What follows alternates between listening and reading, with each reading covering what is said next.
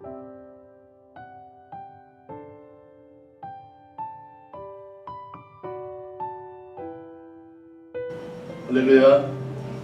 주님의 이름으로 여러분을 환영합니다. 이렇게 예배를 드릴 수 있는 것 자체가 너무너무 하나님께 감사합니다. 또 여러분이 이렇게 열악한 환경을 뚫고 예배 자리에 나와주셔서 감사드리고, 또 가정에서도 이렇게 믿음으로 예배 드려주셔서 감사드립니다. 우리 찬송가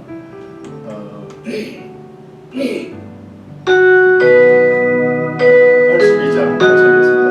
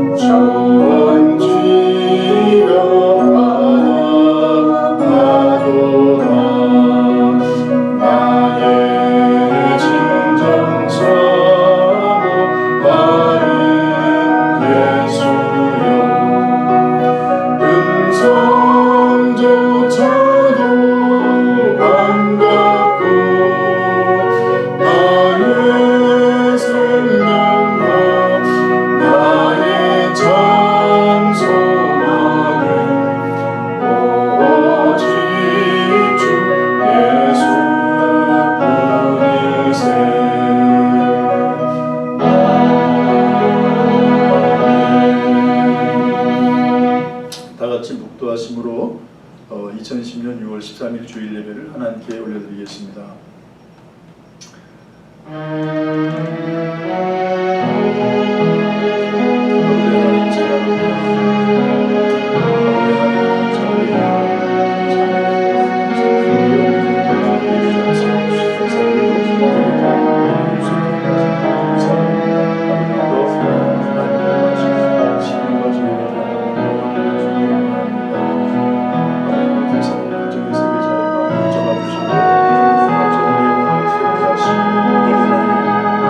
예배에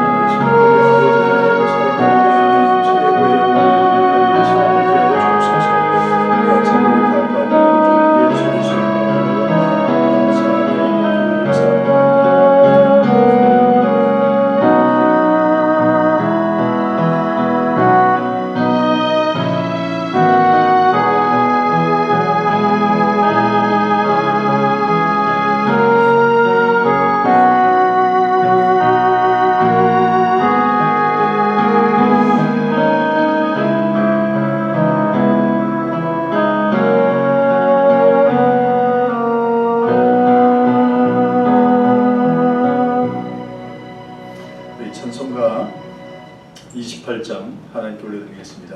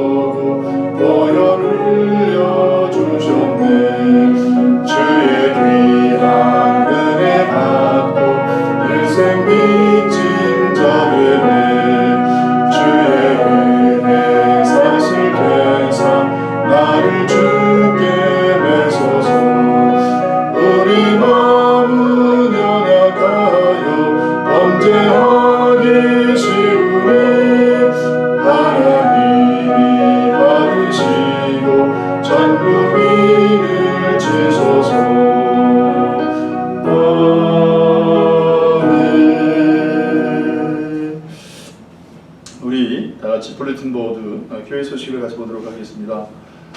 다른 것은 다 주보에 참조하시고요. 매주 성경 읽기 문답을 보내드리고 있는데 열심히 하시는 분이 계셔서 격려가 됩니다. 열심히 하시고요.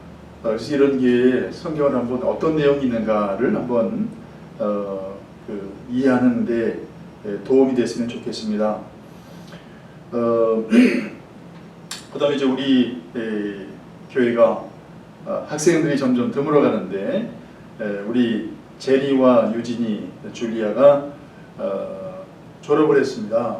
떨어져 있기 때문에 언제 졸업식 했는지 서로 알 길이 없었는데 늦게 알았어요. 제니와 유진이가 고등학교를 졸업했어요. 그래서 여러분 그 가정에 전화해서 축하해 주시고요. 그 다음에 두 학생들 똑똑하고 얼마나 신앙이 좋은지 모르겠어요. 순조롭게 대학에 진학하고 이후의 인생에 하나님께서 함께 해주시도록 그렇게 여러분 축복하며 기도해 주시길 부탁드리겠습니다. 이옥자 권사님 이제 아드님 부부가 내려와서 그렇게 이제 우리 뉴저지로 권사님을 옮겨갔고요. 내일 그곳에서 장례 예배를 드리게 됩니다.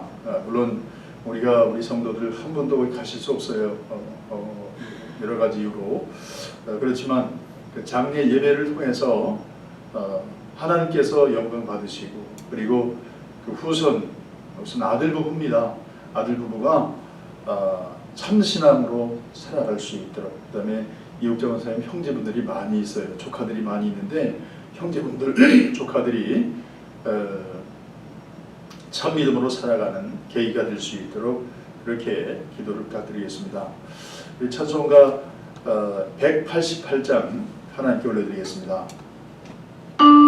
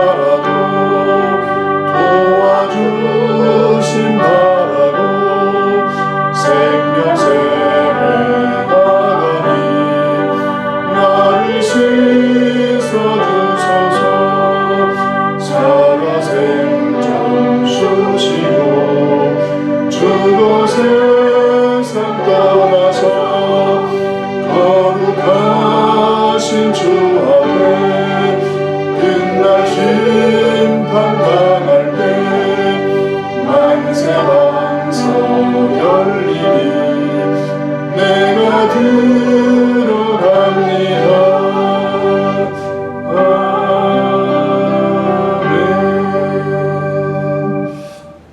우리 오늘 은혜를 나누실 말씀, 제가 성경 말씀을 읽도록하겠습니다. 오늘 말씀은 빌립보서 1장 12절에서 21절 말씀입니다. Today Bible passage, Philippians chapter 1, verse 12 to 21. 빌립보서 1장 12절에서 21절 말씀 제가 읽겠습니다. 형제들아, 내가 당한 일이 도리어 복음 전파의 진전이 된 줄을 너희가 알기를 원하노라. 이러므로 나의 매임이 그리스도 안에서 모든 시위대안과 그 밖의 모든 사람에게 나타났으니 형제 중 다수가 나의 매임으로 말미암아 주 안에서 신뢰함으로 겁없이 하나님의 말씀을 더욱 담대히 전하게 되었느니라.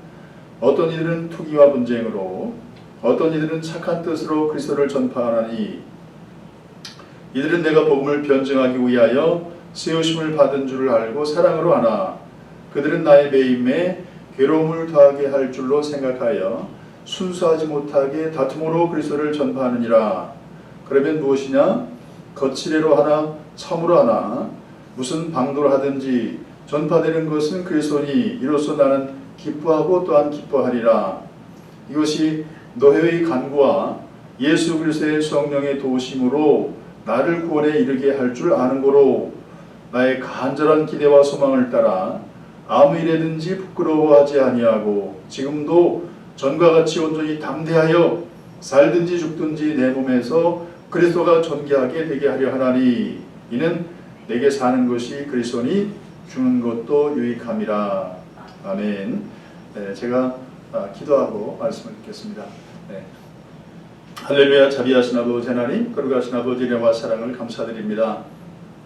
감사합니다. 아버지 하나님, 세상이 질병 환난으로 다 무겁고 어두운데 아버지 하나님 만나는 것이 모이는 것이 두려운데 그러나 아버지 하나님 그런 가운데서도 믿음 주셔서 이렇게 아버지 하나님께 예배드릴 수 있어 감사드립니다. 예배드릴 수 있는 장소가 있어 감사드리며 이곳에서 열린 하늘을 향해 하나님을 향해 예배드릴 수 있도록 인도하셔서 감사드리며 각각의 가정에서 가족들이 모여 신령과 진정으로 임재하신 하나님 아버지 앞에 예배드릴 수 있게 해주셔서 감사드립니다. 원하옵기는 아버지 하나님, 사랑하는 아버지 하나님, 예배를 받으시기 합당하신 하나님, 우리가 드린 예배를 통해서 하나님 홀로 영광 받아주시옵소서. 이 시간 최고의 영광이 올려질 수 있도록 예배를 주관해 주시고 부족한 저희들 믿음을 도두사 참으로 임재하신 하나님을 믿음으로 바라보며 신령과 진정으로 예배드려 하나님을 기쁘시게 하는 예배식의 시간이 되게 하여 주옵소서. 거룩하신 아버지, 자비하신 아버지 하나님, 고난은 또 저의 신앙을 연단하는 기회가 되는 줄로 믿습니다. 고난 속에 신앙을 연단하여 하나님을 경험하는 신앙, 고난을 뚫고 믿음으로 승리하는 그 경험을 하는 아름다운 시간이 될 수 있도록 각각의 성도들에게 믿음의 믿음을 더하여 주옵소서. 예배 시험을 통해서 하나님의 영광으로 홀로 영광 받아 주시옵기를 원하옵고 우리 구주 예수 그리스도 이름 받도록 감사하며 기도드렸사옵나이다. 아멘. 아멘. 할렐루야. 네, 주님의 이름으로 여러분을 축복합니다. 예수님 없는 인생이요. 한번 생각을 해보세요. 예수님 없는 인생이 어떨까? 예수님 없는 인생은 아무리 많은 것을 소유했다 해도 그 영혼이 가난하고 가련해요. 네. 동의하시죠? 네. 예수님 없는 인생은 사탄과 세상에 사로잡혀 살아가는 포로 생활이에요. 예수를 믿고 하나님의 생명으로 거듭나지 못한 삶은 아무리 세상 지식이 풍성하다고 해도 영적인 소경입니다. 예수님 없는 인생은 육신과 죄와 세상으로부터 오는 죄와 유혹에 눌려 살아가는 삶이에요. 그런데 좀 은혜롭게도 예수님께서 메시아로서의 삶을 시작하실 때 처음으로 이 땅에 가셔서 구약 성경의 말씀을 펼쳐놓고 이사야 성경 말씀을 읽으시면서 예수님이 앞으로 어떤 일을 행하실지를 회당 앞에 강단에 나가서 이사야 말씀을 읽으시면서 나타나셨어요. 그것이 누가복음 4장 18절 19절 말씀인데요. 주의 성령이 내게 임하셨으니 이는 가난한 자에게 복음을 전하게 하시려고 내게 기름을 부으시고 나를 보내사 포로된 자에게 자유를 눈먼 자에게 다시 보게 함을 전파하며, 이게 다 예수님이 하실 사역의 내용이 눌린 자를 자유케 하고 주의 은혜의 해를 전파하게 하려 하심이라 하였더라. 포로된 자에게 자유를, 눌린 자를 자유케 하고, 예수님은 우리에게 자유를 주시기 위해서 오신 분이세요. 풍성한 삶, 평강, 기쁨, 그 중에서 우리에게 자유를 주시기 위해서 오신 분이세요. 그래서 요한복음 8장 32절에는 또 자유에 대해서 말씀하셨죠. 진리를 알지니 진리가 너를 자유케 하리라, 이렇게 말씀하셨어요. 여러분, 목사님 제가 매인 적이 없는데 제가 자유를 하니요? 그러나 한 번쯤이요, 여러분, 저는 여러분이 살아가고 있는 우리의 삶을, 우리 내 자신의 삶을 잠잠히 한번 돌아보세요. 돌아보면 놀랍게도 우리가 자유롭게 살아가는 것 같지만 수많은 무거운 짐, 여러 가지 의무, 책임감, 체면, 사람들의 시선, 육신의 욕망, 미래에 대한 걱정, 이런 것들이 우리의 삶을 매이고 눌려서 살아가고 있는 우리 자신을 볼 수가 있어요. 자유로운 것 같지만 너무너무 많은 매임 속에서 살아가고 있는 우리 자신을 발견할 수 있어요.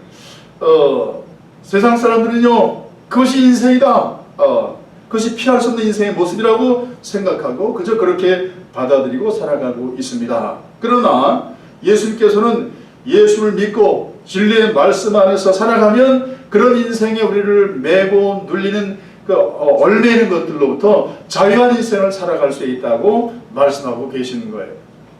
우리의 믿음의 선진들 실제 삶 가운데 예수 안에 있는 자유함을 누리고 살아갔어요. 사도 바울이 빌보 교회에 보낸 편지가 빌보서인데요, 이 편지를 쓸 때 사도 바울의 상황은요, 주 예수의 신분입니다.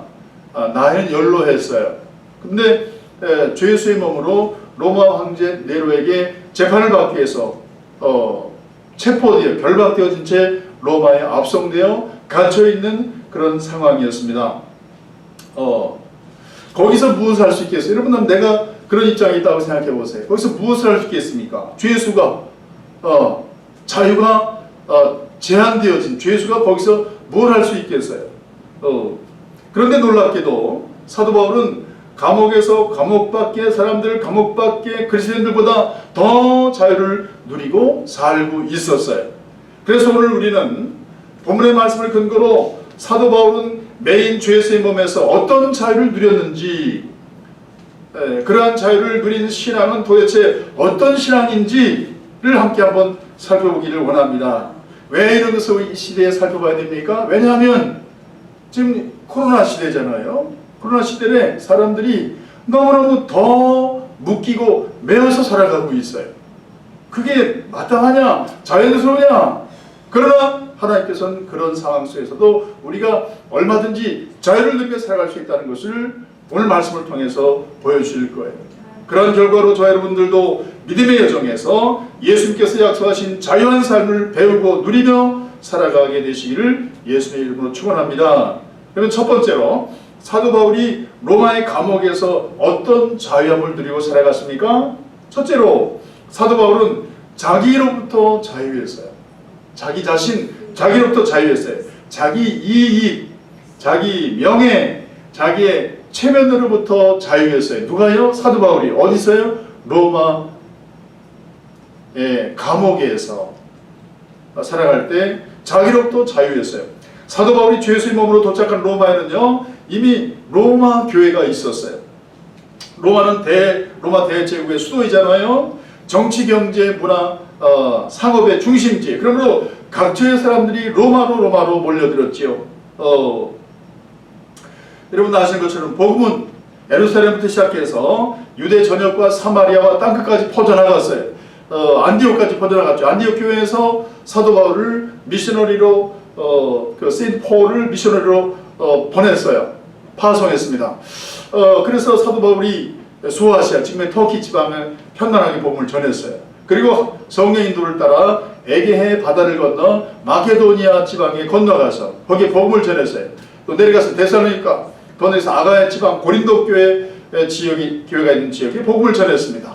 그렇게 복음이 편안하게 전했어요. 그리고 그곳에 교회가 세워졌어요. 그곳에 믿음 생활을 했습니다. 그런 사람들 중에서 많은 분들이 로마로 들어가서 로마에 모여서 거기에 교회가 탄생하게 되었어요. 사도 바울이 로마의 감옥에 압송되었을 때 이미 로마에는 로마 교회가 있었고요. 그 다음에 사도 바울은 이미 고린도 교회에 있을 때, 머물러 있을 때 언젠가는 로마에 갈 것을 염두에 두고 로마 교회에게 편지를 보냈습니다. 그러므로 로마 교회 성도들은 사도 바울을 익히 잘 알고 있었어요. 그리고 사도 바울이 주 예수의 몸으로 로마에 와 있다는 것도 알고 있었습니다.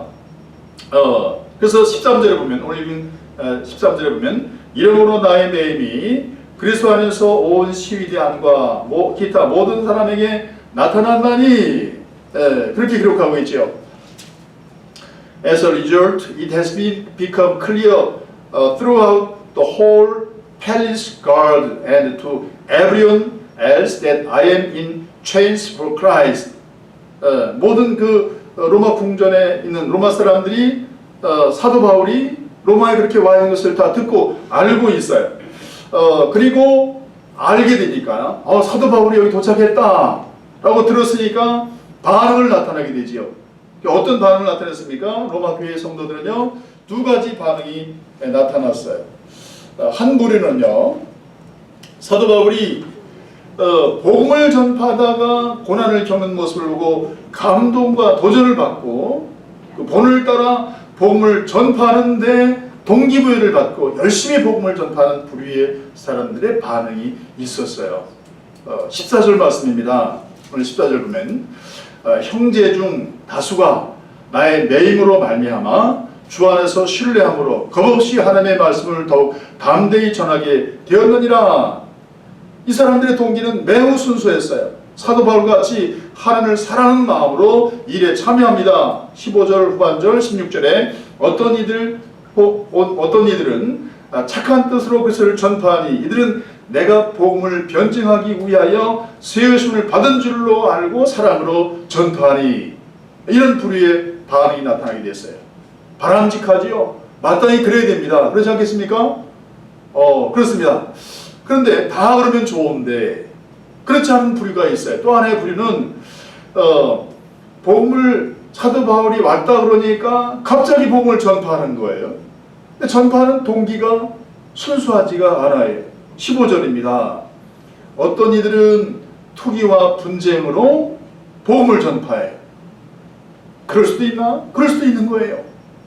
순수하게 영혼을 구원하고자 하는 사랑의 열정으로 복음을 전하는 사람이 있는가 하면, 어떤 사람은 시기와 질투 가운데 복음을 전하고 있어요. 17절입니다. 그들은 나의 매임과 괴로움을 더하게 할 줄로 생각하여 순수하지 못하게 다툼으로 그리스도를 전파하느니라. 로마 교회 지도자들일 거예요. 그렇죠? 평신도들이 사도 바울이 왔는데 만나보고 싶어하고 동기부여 받죠. 그런데 로마 교회에 영향력을 행사하고 있던 지도자들 중에 일부는 그 유명한 사도 바울이 오니까 내가 지금 교회 안에서 누리고 있는 이 기득권, 이 영향력, 이것을 사도 바울이 오니까 그것을 잃어버릴까봐, 빼앗기게 될까봐 그게 싫은 거예요. 그래서 그 사람들은 가만히 있으면 안 되겠다. 내가 가지고 있는 영향력을 다 잃어버리겠다. 그래서 열심히 복음을 전하는 거예요. 그래서 복음을 전해서 어떻게 합니까? 다 자기 사람 만드는 거예요. 자기 사람 만드는 거예요. 그런 동기로 복음을 전하는 반응이 나타났던 것입니다. 그런데 그런 모습을 보면 사도 바울이 오는 것이 달갑지 않고 견제하고 싶고 그가 더 알려지고 영향력을 행사하는 것이 싫은 그런 사람들이 시기와 질투 가운데 복음을 전하는 모습을 보는 사도 바울의 마음이에요. 여러분 그게 기쁘겠습니까? 기쁠 수 없죠. 아픔일 거예요. 이미 로마 교회 성도들과 교제하고 싶고 거기서 머물고 복음으로 교제하고 그들이 서바나 스페인으로 파송하면 거기 가서 복음을 전할 꿈을 가지고 있었던 사도 바울을 환영과 교제를 기대했는데 오히려 그 중에 리더십들 일부들은 사도 바울을 달가워하지 않고 배척하려고 하고 고립시키려고 하고 괴롭히려고 하는 동기 가운데 하는 그런 행태를 보고 보통 사람 같으면 그것이 기쁠 리가 없잖아요. 그렇지 않겠습니까? 그런데 사도 바울은 우리가 생각하는 그런 반응을 보이지 않아요. 18절에 이렇게 고백합니다. 그러면 무엇이냐? 거칠애로 하나 참으로 하나 무슨 방도로 하든지 전파되는 것은 그리스도니 이로써 나는 기뻐하고 또한 기뻐하리라. 네? 사도 바울은 물론 자신의 삶으로부터 선한 영향을 받고 자신과 같이 예수 그리스도를 사랑하는 마음으로 영혼들에게 복음을 전파하는 그런 성도들이 있다는 소식을 들은 건 기쁜 일이죠. 기쁜 일이에요. 그러나 사도 바울을 시기하고 질투하는 사람들, 사도 바울의 영향력을 견제하고 고립과 좌절을 안겨줄 목적으로 복음을 전하는 그런 사람들의 소식을 들었을 때 그것을 듣고도 그것을 알고도 여전히 기뻐하고 있었던 거예요. 이것은 기뻐하는 프리텐드, 기뻐하는 체한 게 아니에요. 정말 사도 바울은 기뻐했어요. 그러니까 이렇게 쓰고 있는 거 아니겠습니까? 그러면 무엇이냐? 거칠어라나 참으라나 무슨 방도라든지 전파되는 것은 그리스도니 이래서 나는 기뻐하고 또한 기뻐하리라. 정말 기뻤어요. 정말 기뻤기 때문에 나는 기뻐하고 또는 기뻐하리라 이렇게 말씀하고 있는 거예요.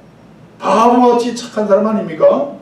어떻게 그렇게 바보같이 착한 마음을 가질 수 있습니까? 왜냐하면 사도 바울은 주권신앙, 로드십 주권신앙을 가졌기 때문에 그렇게 그런 사람들을 보고도 가슴 아파하고 상처받지 않고 오히려 기뻐할 수가 있었던 거예요. 자유한 사람이었어요. 자유한 사람. 두 번째로 사도 바울이 누린 자유함이에요. 사도 바울은 삶의 환경으로부터 자유했어요. 이게 쉽지 않은 거예요. 그렇지 않아요, 여러분? 저는 여러분은 모르겠어요. 저는 환경의 영향을 받는 편이에요. 저도 환경의 영향을 받아요. 환경이 바뀌면 스트레스도 받고 그렇게 받는 편이에요. 그런데 이 환경으로부터 자유하다고 하는 것은 참 놀라운 믿음이 아닐 수 없어요. 사도 바울은 삶의 환경으로부터 자유합니다. 모든 환경을 어떻게 그를 자유할 수 있었습니까? 모든 환경을 하나님이 주신 환경으로 받아들이고 살아갔어요. 주권신앙입니다. 19절에 보세요. 이것이 너의 간구와 예수 그리스도의 성령의 도우심으로 나를 구원에 이르게 할 줄 아는 거로. 여러분 자기가 당한 환경을 굉장히 낙관적으로 해요. 낙관적으로 바라보고 있어요. 그렇잖아요. 여러분 사람이 사람을 미워한다고 하는 것을 어떤 사람이 나를 미워한다는 것을 느끼면 그것처럼 가슴 아픈 게 없어요. 늘 뭘 먹어도 막 소화도 안 되고 불편한 거지요. 그런데 사도 바울은 그런 환경 속에서 기뻐할 뿐만 아니라 그런 환경 속에서 미래를 바라보는 그 미래 관점이 굉장히 낙관적이. 이것이 너의 간과 예수 그리스도의 성령의 도우심으로 이런 환경이 결국은 나를 구원에 이르게 할 줄로 아는 거로 주권신앙의 삶은 삶의 긍정적인 태도로 살게 만들어요. 주권신앙을 가진 사람은 미래의 최종적인 결과는 항상 선한 결과이며 승리라고 하는 것을 믿고 살아갑니다. 사도 바울은 현재 당하고 있는 고난, 주 예수의 몸으로 지금 있잖아요. 고난과 역경은 자신을 다듬어 예수를 닮아가는 성화군의 과정으로 받아들이고 있는 거예요. 그렇잖아요. 예수 믿는 사람들에게 여러분 고난이 없습니까? 있어요. 예수 믿는 사람들에게 징계도 있어요. 그러나 하나님께서 사랑하시는데 왜 택하신 자기 백성들에게 고난과 징계를 주십니까? 왜냐하면 구원하신 목적이 이 땅에 부자로 잘 먹고 잘 사는 부유한 삶이 목적이 있는 것이 아니라 우리를 빚어 예수를 닮은 거룩한 사람으로 세워가시는 것이 우리를 구원하신 목적이. 그러므로 때로 우리가 말로 안 돼. 그러므로 고난의 환경을 통해서 우리로 예수를 닮아가는 연단의 기회로 삼으시는 거죠. 사도 바울은 모든 삶의 환경을 그렇게 받아들였어요. 그러므로 이런 고난의 환경을 자기 자신을 다듬어 예수를 닮아가는 그런 기회로 받아들였기 때문에 어떤 환경이 와도, 특별히 고난과 역경의 환경이 와도 그것을 기쁨으로, 믿음으로 받아들일 수가 있었던 거예요. 더 나아가서 하나님께서 사도 바울에게는 꿈을 주셨습니다. 하나님은 어떤 사람에게 소원을 주시고 그 소원을 주셔서 그것을 삶의 목적으로 삼고 사명 삼고 살아가게 만드시는 분이세요. 어떤 것을 막 그리스도인이 하고 싶은 열망이 있어요. 그건 그에게 사명이 될 수 있습니다. 사도 바울은 로마에 가고 싶었어요. 로마를 가서 거기서 로마 교회 교제하고 복음을 분명히 가르친 다음에 거기서 파송을 받아 서바나 스페인에 가고 싶었어요. 그것이 사도 바울에게 주신 하나님의 사명이었습니다. 그래서 사도 바울은 그 꿈이 하나님이 주신 꿈이며 하나님이 주신 사명을 붙들고 살아왔어요. 아직은 스페인에 가지 않았어요. 그러면 하나님께서 이번 재판에 사도 바울을 석방시켜 주실 것이며, 그래서 사도 바울로 하여금 서바나에 가서 복음을 전할 기회를 주실 것을 믿어 의심하지 않았습니다. 여러분, 하나님은 사명을 주시고 사명이 이루기까지 데려가신 분이 아니십니다. 아멘입니까? 사명자는 사명을 이루기까지 데려가지 않았어요. 사도는 그걸 믿었어요. 그러므로 이번 재판에서 석방될 것을 믿어 의심하지 않았습니다. 주권신앙을 가진 성도는 미래를 항상 긍정적으로 바라보는 거예요. 세 번째, 사도 바울 이외에도 예수 그리스도 안에서 주권신앙을 가지고 누린 자유는 너무너무 풍성해. 여기에 표현되지 않은 자유를 누렸어요. 사도 바울은요, 물질로부터 자유를 누렸어요. 빌립보서 4장 11절 13절이죠.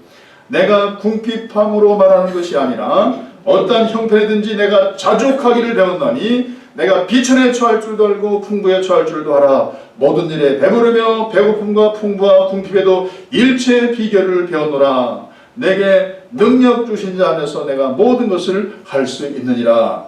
있고 없고에 대해서 자유했어요. 물질이 있고 없고에 자유했어요. 세상 사람들은 너무너무 그 매이잖아요. 있으면 안전하게 생각하고 행복하게 생각하고, 뭔가 상실하고 없으면 불안하고 염려하고 근심 걱정하며 살아가잖아요. 사도 바울은 있으면 있는 것에 자유했어요. 감사했어요. 없으면 없는 대로 배고픔의 환경을 주시면 배고픔을 그대로 받아들이고 살아갔어요. 그런데 하나님 일을 할 때 물질에 있고 없음에 좌우되지 않았어요. 하나님이 사도 바울에게 부탁하신 일은 하나님께서 그것에 필요한 모든 물질을 공부해 주실 것을 믿어 의심하지 않았어요. 사도 바울의 사역은 물질 때문에 막힌 적이 단 한 번도 없었어요. 그래서 사도 바울은 고백하고 있는 것이면 내게 능력 주신 자 안에서 나는 모든 것을 할 수 있느니라. 아멘입니까? 물질로부터 자유한 삶을 살아갔어요. 주권신앙입니다. 사도 바울은요, 고난스러운 환경, 억울한 환경에 감정적으로 매이지 않고 자유합니다. 저는 이런 수준이 있지 못했어요. 가끔 억울한 일을 당하면 속상하고 막 그냥 그래요. 억울하고 그래. 사도 바울은 억울한 일을 당해도 그것에 감정적으로 매이지 않고 자유했어요. 사도행전 16장 25절 밤중쯤 되어 바울과 실라가 기도하고 하나님을 찬미하며 죄수들이 듣더라. 어떤 일이 있었습니까? 그날 낮에 복음을 전하다가 귀신 들린 여종, 하도 귀찮게 하니까 귀신 들린 그 여종에게서 귀신을 쫓아내버렸어요. 그랬더니 이 여종의 주인들이 그 여종이 점치는 것으로 복채를 받아서 재산을, 재물을 누렸는데 귀신을 쫓아내버리니까 더 이상 점을 못 치잖아요. 복채를 못 받게 되었잖아요. 그래서 억울해서 사도 바울을 고발했어요. 고발했더니 로마의 시민권을 가진 사도 바울을 죄 정상적인 법적인 절차를 밟지 않고 사도 바울을 그냥 체포해서 무조건 매를 쳐버린 겁니다. 심하게 쳤어요. 옷이 찢어져서 상처에 늘러붙을 만큼 그렇게 때려서 그리고 지하 감옥에 가두었습니다. 억울하잖아요. 지금으로 얘기하면 미국 시민을 가진 사람이 제3구에 가서 법적인 절차 없이 이렇게 맞았습니다. 억울하지요. 근데 억울할 텐데, 그런데 사도 바울은 그 억울하게 매맞고 지하 감옥에 갇혀 있을 때, 착고에 치여서 있을 때 그곳에서 여전히 하나님을 찬양하고 찬미하고 감사했어요. 그게 사도행전 16장 25절 말씀이에요. 밤중쯤 되어 바울과 실라가 기도하고 하나님을 찬미하며 죄수들이 듣더라. 고난스러운 환경, 억울한 환경에 감정적으로 매이지 않은 자유였어요. 어떻게 그렇게 살아갈 수가 있습니까? 주권신앙입니다. 여기에 하나님의 뜻이 있다 믿었어요. 여기에 하나님께서 영혼을 구원하실 영혼이 여기 있다. 거기에 내가 로만 12권을 꺼내서 나 법적인 절차를 밟겠다 해버리면 하나님이 주신 영혼 구원의 길을 잃어버릴 수가 있었죠. 사도 바울은 끝까지 여기에 하나님의 뜻이 있다. 주권적인 하나님을 믿고 그 모진매에 다 맞고 그 모진 감옥에 갇히는 것을 감내했죠. 그래서 구원받은 자가 누굽니까? 간수 아니겠습니까? 간수, 빌립보 교회 두 번째 가정 아니겠습니까? 사도 바울이 누린 자유에, 사도 바울은요 살고 죽는 것으로부터 자유함을 누렸어요. 살고 죽는 거, 저나 여러분이 제일 두려워하는 거 뭡니까? 병들고 죽는 거 아니겠습니까? 죽음입니다. 사도 바울은 살고 죽는 것으로부터 자유함을 누렸어요. 우리가 읽은 빌립보서 1장 20절 21절 말씀 보세요. 나의 가한절한 기대와 소망을 따라 아무 일에든지 부끄럽지 아니하고 오직 전과 같이 이제도 온전히 담대하여, 뭘 그렇게 담대할까요? 살든지 죽든지 살고 죽는 것에 대해서 담대했어요. 살고 죽는 것은 하나님께 달려있다. 살든지 죽든지 내 몸에서 그리스도가 존귀되게 하려 하나니, 살고 죽는 거 그건 하나님께 달린 것으로 믿었어요. 사도 바울에게 중요한 것은 뭡니까? 살고 죽는 건 하나님이 있는데 중요한 것은 나를 통해서 예수 그리스도가 존귀하게 되는 것만 중요했어요. 내게 사는 것이 그리스도니 죽는 것도 유익함이니라. 그래서 23절에 보세요. 왜 읽지 않은 구절인데, 내가 그 두 사이에, 사는 것과 죽는 것 두 사이에 끼어 있어요. 항상 사도 바울의 삶에는 늘 죽음의 위협이 있었어요. 내가 그 두 사이에, 사는 것과 죽음 사이에 끼었으니, 그런데 떠나서 그리스도와 함께 있을 욕망을 가진 이것이 더욱 좋으나, 사도 바울은 이 세상에 살아가는 것에 연연하지 않았어요. 네? 이 세상에 누리고 살아가는 거 연연하지 않았어요. 오늘 죽음이 온다 해도 눈을 깜빡하지 않고 받아들일 준비가 되어 있었어요. 그리고 사도 바울은 이 세상을 떠나 죽어서 주님 곁에 가는 것을 더 원했습니다. 사도 바울에게만 특별한 이유가 있죠. 그는 3층 전에 가서 가히 말할 수 없는 그런 천국에 대해서 듣고 왔던 사람이기 때문에 아마 더 천국을 알기 때문에 그럴 수도 있어요. 그러나 하여튼 사도 바울은 살고 죽는 것에 연연하지 않았어요. 그렇지만 이 세상에 살아가야 되는 단 하나의 이유가 있다면 사명 때문입니다. 사명. 복음을 전하고 영혼을 구원하고 교회를 세우는 이 사명, 그거 아니면 나는 지금 주님 곁에 빨리 가고 싶다라고 생각하며 살았던 사람이에요. 삶과 죽음의 자유였습니다. 어떻게 그런 신앙을 가질 수 있었습니까? 로드십입니다. 주권신앙을 가졌기 때문에 그렇게 고백할 수가 있었던 거예요. 사도 바울이 누린 자유함의 출처는 주권신앙입니다. 주권신앙은 그러면 어떤 신앙입니까? 주권신앙은 첫째로 예수님이 하나님이심을 분명하게 믿는 믿음이에요. 예수님은 창조된 모든 것이 예수님으로 말미암아 창조되고 예수를 위해서 창조된 창조주이세요. 우리가 창조주 그러면 성부 하나님만을 창조주로 생각하죠. 그러나 성경은 예수님이 창조의 주역인 것을 말씀하고 있어요. 골로새서 1장 16절 말씀입니다. 만물이 그에게 창조되되 하늘과 땅에서 보이는 것들과 보이지 않는 것들과 혹은 보좌들이나 주관들이나 정사들이나 권세들이나 만물이 다 그로 말미암고 그를 위하여 창조되었고, 그렇게 성경은 말씀하고 있어요. For by him all things were created, things in heaven and on earth, visible and invisible, whether throne or powers or rules or authorities, all things were created by him and for him. 예수님에 의해서 창조되어지고 예수를 위해서 창조되었다고 성경은 말씀하고 있어요. 그러므로 모든 피조물이 해야 될 본분은 자기를 지으신 창조주 성부 하나님께 영광을 드리는 것과 똑같이 자기를 지으신 예수님께 똑같이 영광을 올려드리는 것이 본분입니다. 아멘입니까? 이게 주권신앙이에요. 여러분, 예수는 하나님이세요. 그런데 예수님의 하나님이심을 누가 호칭으로 불렀습니까? 성부 하나님이 예수를 하나님으로 호칭해 불렀어요. 히브리서 1장 8절 말씀입니다. 하나님이여 주의 보좌가 영영하며 주의 나라의 홀은 공평한 홀이니이다.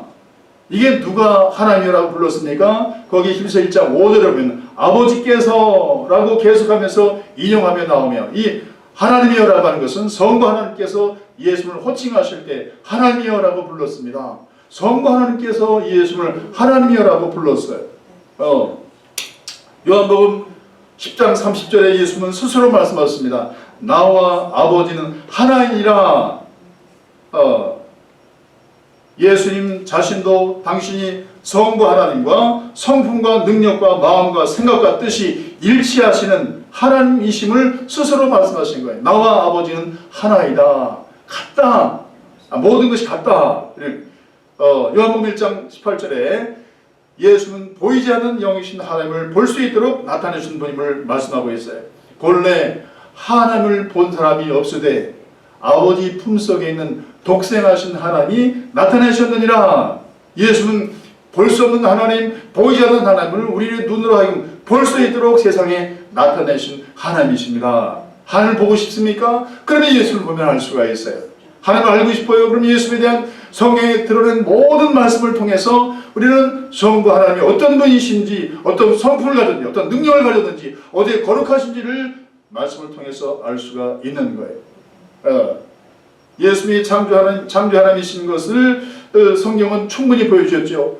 바람과 파도를 꾸짖으시니까 바람과 파도가 잠잠해졌어요. 이런 일이 있을 수 있습니까? 어떻게 바람과 파도라고 하는 생명 없는 것이 굴복할 수 있습니까? 왜냐하면 그분이 바람과 파도를 지으신 창조 하나님이시기 때문에 피조물인 바람과 파도도 예수님의 명령에 순종할 수밖에 없었던 거예요.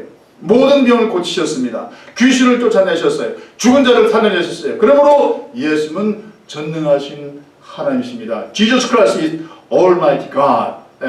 전능하신 하나님이세요. 전능하신 하나님이세요. 우리가 믿는 예수님, 우리 안에 주인이 되실 예수님은 전능하신 하나님이세요. 두 번째로 주권신앙이라고 하는 것은 예수님께서 나를 사랑하셔서 내 죄를 대신 지고 죽으신 것을 믿는 믿음입니다. 주권신앙이에요. 예수님께서 나를 사랑하셔서 내 죄를 대신 지시고 십자가에 죽으신 것을 믿는 믿음이 주권신앙이에요. 예수님은 성부 하나님과 동등하신 전능하신 하나님이시죠. 다만 택하신 자기 백성들을 그들의 죄와 심판과 영원한 저주의 지옥 형벌에서 구원해내시기 위해서 택하신 자기 백성들의 죄를 대속할 속죄 제물이 되어주셔서 그래서 이 땅에 사람으로 오셔서 십자가에 달려 그렇게 고난받고 죽어주시는 거예요. 빌립보서 2장 5절 8절 말씀하지요. 너희 안에 이 마음을 품으라. 곧 그리스도 예수의 마음이니 그는 근본 하나님의 본체시나 하나님과 동등됨을 취할 것으로 여기지 아니하시고 오히려 자기를 비어 종의 형체를 가진 사람과 같이 되었고 사람의 모양으로 나타나셨음에 자기를 낮추시고 죽기까지 복종하셨으니 Your attitude should be the same as that of Christ Jesus, who being in very nature God, did not consider equality with God something to be grasped, but made himself nothing, taking the very nature of a servant, being made in human likeness, and being found in appearance as a man, he humbled himself and became obedient to death, even death on a cross. 네, 이게 예수님이세요. 하나님과 전능하신 하나님이세요. 말씀드렸잖아요. 세상을 창조하신 창조주 하나님이세요. 바람과 바다를 명령하는 피조물이 즉각적으로 순종하는 창조 하나님이세요. 전능하신 하나님이십니다. 그런데 그분이 세상에 사람의 모형으로 찾아오신 거예요. 왜 사람의 모형으로 오셨습니까? 택하신 자기 백성들을 죄와 신방과 영원한 정벌에서 건져내실 방법이 그밖에는 없으므로, 그래서 저와 여러분의 택하신 자기 백성들의 죄를 대신 짊어지시고 십자가에서 고난받고 그렇게 죽으셨던 거예요. 그리고 사흘 만에 부활하셨던 거예요. 낮추신 겁니다. 하나님인데 자기를 낮춰진 거예요. 인카네이션 하신 거예요. 인카네이션 하신 거예요. 자기를 낮춰 종의 모습으로 세상에 나오셔서 그 죄 없는 몸을 십자가에 저 여러분의 죄를 대신 하기 위해서 죽으신 거예요. 세 번째로 주권신앙이란 그 예수님을 나의 인생의 주인으로 영접하는 것입니다. 이게 중요한 거예요. 누구든지 다 알아요. 압니다. 나 예수님 십자가에 죽으신 거 압니다. 사람들의 죄를 대신 짊어지고 죽으신 것을 나는 압니다. 성경에 이렇게 기록되어진 것을 나는 압니다. 다 알아요. 그런데 그 예수를 나의 인생의 주인으로 영접하는 믿음이 주권신앙이에요. 갈라디아서 2장 10절 말씀합니다.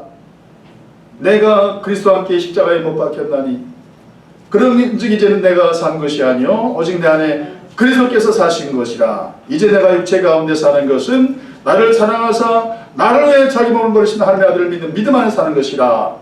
I have been crucified with Christ and I no longer live but Christ lives in me. The life I live in the body I live by faith in the Son of God who loved me and gave himself for me. 네, 로마서 10장 9절 10절도 말씀하고 있어요.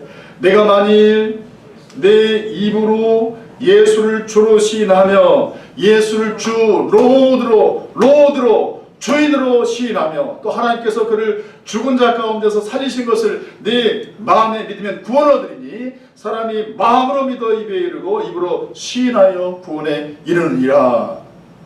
예수를 로드로, 나의 인생의 로드로 마음속에 믿고 받아들이고 의지하는 믿음이 주권신앙이에요. 로드십 신앙이에요.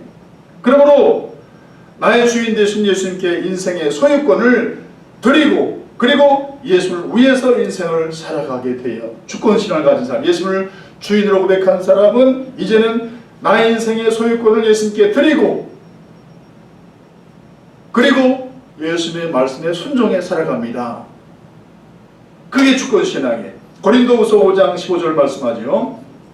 저가 모든 사람을 대신하여 죽으심은 산 자들로 하여금 다시는 죄를 위해 살지 아니하고 저희 자신을 위해 살지 않고 오직 죄를 대신하여 죽었다가 다시 사신 자를 위해 살게 하려 함이라. 2 Corinthians chapter 5 verse 15 말씀하죠.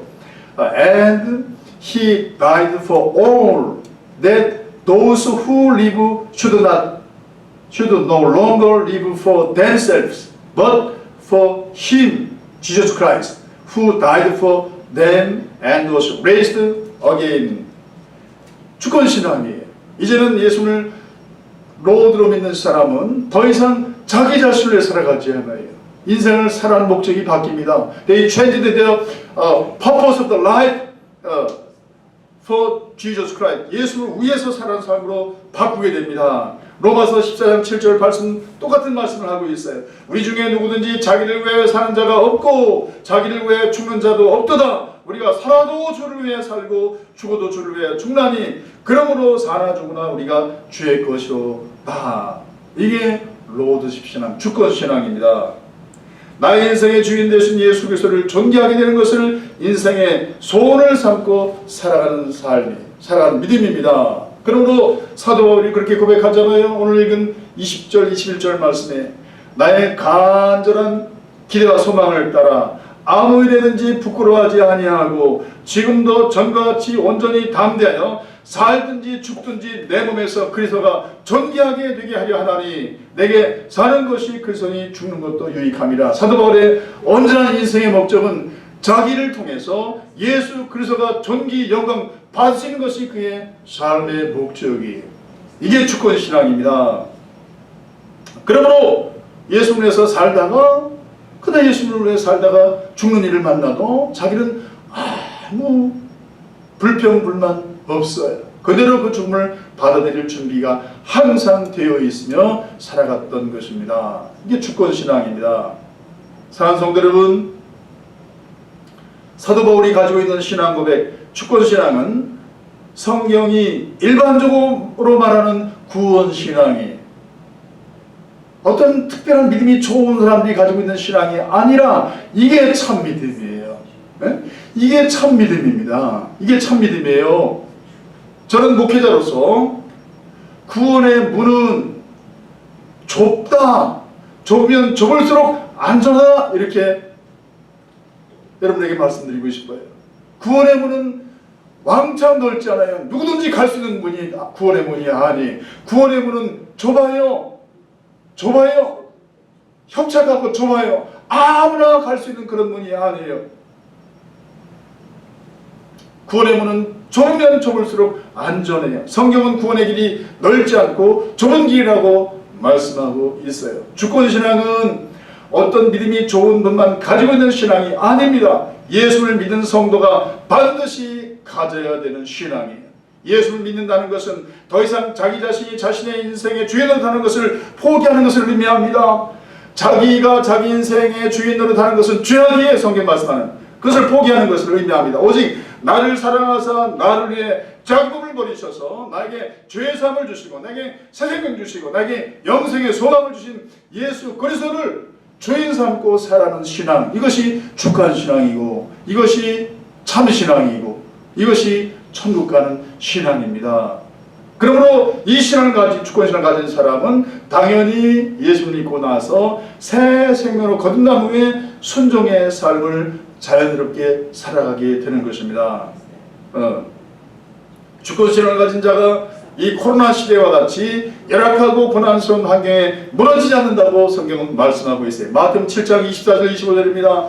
그러므로 누구든지 나의 이 말을 듣고 행하는 자는 주권신앙을 가지고 예수의 말씀을 듣고 순종해 사는 사람이에요. 그러나 누군지 나의 이 말을 듣고 행하는 자는 그 집을 반석 위에 지은 지혜로운 사람 같으리니 비가 내리고 창수가 나고 바람이 불어 그 집에 부딪히되 무너지지 아니하나니 이는 주초를 반석 위에 놓은 연고예요. 어떤 파도, 고난의 파도, 환경의 파도, 질병의 파도, 코로나의 파도가 와도 이 주권신앙을 가진 사람은 결코 무너지지 않아요. 여러분처럼요. 여러분처럼 이렇게 나와서 예배를 드리는 거예요. 머리가 깨져도 나와서 예배를 드리는 거예요. 가정에서 예배를 드리는 것입니다. 물러나지 않아요. 참신앙, 주권신앙을 가진 사람들은 순종의 삶으로 자신의 믿음이 생명의 믿음인 것을 증명합니다. 코로나19 같은 질병 환란이 와도 흔들림 없이 믿음을 지켜 살아갑니다. 반면에 참신앙, 주권신앙이 없으면 환경이 바뀔 때마다 흔들려요. 마태복음 7장 26절 27절에 나의 이 말을 듣고 행치 아니하는 자는 그 집을 모래 위에 지은 어리석은 사람 같으니 비가 내리고 창수가 나고 바람이 불어 그 집에 부딪힘에 무너져 그 무너짐이 심하니라. 바닷가 모래사장에 가보셨잖아요. 거기 우리가 장난으로 모래집을 지을 수 있어요. 그런데 그 모래로 지은 집은 파도가 한번 쫙 오면 싹 없어져요. 주권신앙이 아닌 신앙들은 다 이렇습니다. 언제 고난이 오고 핍박이 오고 환란이 오고 코로나19 질병이 오면 다 그 신앙들이 무너져 여기저기 다 뒹굴어져 떨어져 나가 있습니다. 성경은 주권신앙을 가진 자가 천국에 들어간다고 말씀하고 있어요. 마태복음 7장 20절 21절 말씀입니다. 이러므로 그들의 열매로 그들을 알리라. 나더러 주여 주여 하는 자마다 다 천국에 들어갈 것이 아니요 다만 하늘에 계신 내 아버지의 뜻대로 행하는 자라야 들어가리라.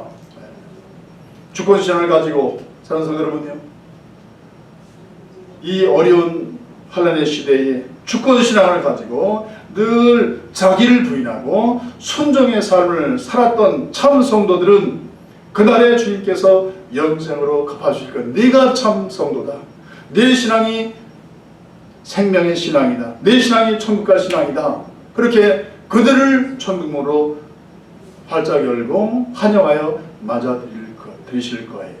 그러나 읽어드리지 않았지만 주여 주여 그러면서 선자 목회를 하면서 능력을 행해요. 귀신 쫓아내고 병 고치면서.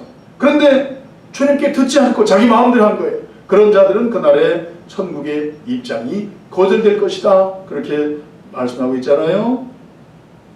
그러므로 사랑하는 성도 여러분, 이 코로나 시대에 자신의 신앙을 점검해 보시기 바랍니다. 나는 이 환난 핍박 앞에, 질병 환난 앞에 나의 신앙이 지키고 버티고 견고하게 지키고 있는가, 아니면 나는 무너져 나가고 있는가.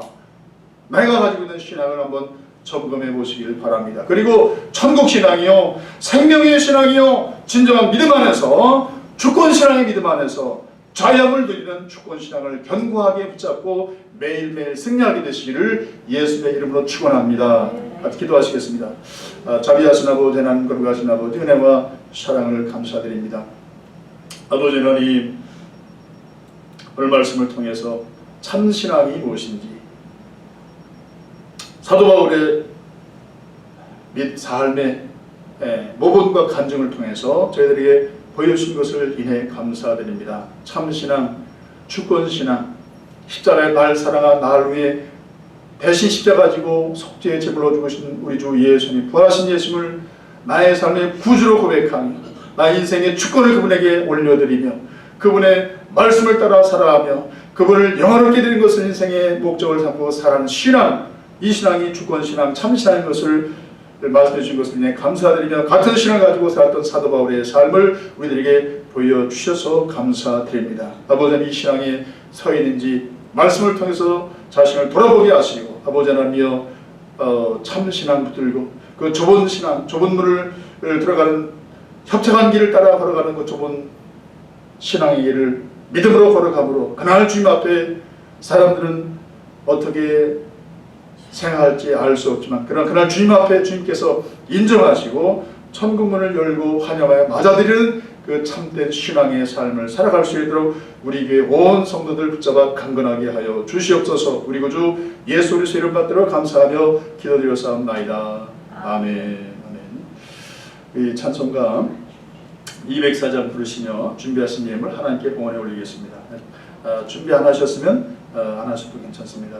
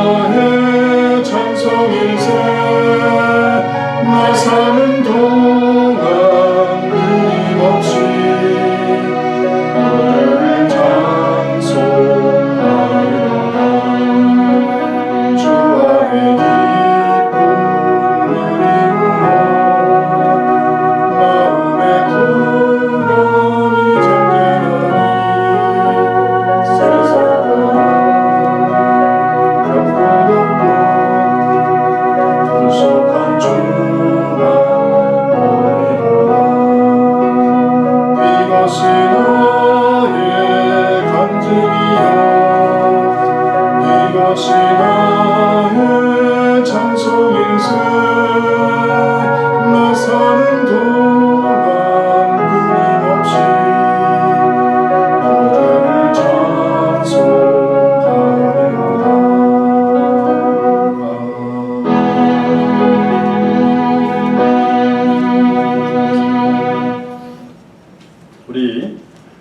헌금 기도 및 축도하고 일을 마치겠습니다.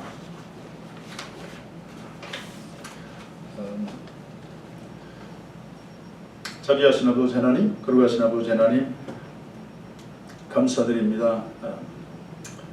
저희가 땀 흘리고 수고하여 얻은 물질이지만 그러나 저에게 기회 주셔서 또 건강 주셔서 하나님께 주신 예물 물질로 받아들이고 그 중에 부별하여 아버지의 믿음과 하나님을 사랑하는 마음을 얹어 봉헌에 올려드렸습니다. 예물을 통해서 하나님 영광 받아 주시옵소서.